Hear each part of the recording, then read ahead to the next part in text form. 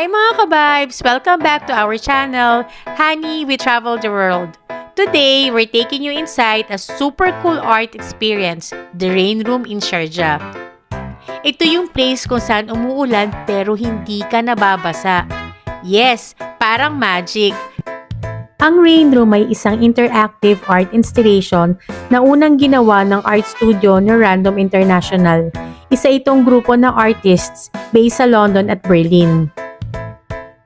Unang pinakita ito sa Europe, sa Barbican Center sa London noong 2012. Mula doon, pinakita din sa iba't ibang lugar gaya ng New York, Shanghai at Los Angeles bago ito naging permanenteng nasa Sharjah, UAE simula noong 2018. So hindi ito lang basta fun place, isa talaga siyang art plus science plus technology experience. Sobrang unique nito kasi may libo-libong liters ng tubig na tumatalsik mula sa taas.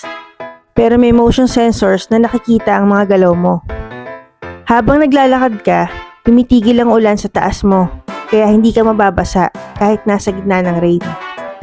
So yung rating ko dito is 7 out of 10 bilang hindi naman ako mahilig sa mga ganitong klaseng art, although nakakatuwa yung technology niya.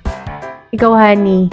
Ako parang masyadong mahal para sa maikling... Mahal 25 dirhams lang. Grabe ka. Thank you for watching. Please like and subscribe. Thank you po sa support. Thank you for watching.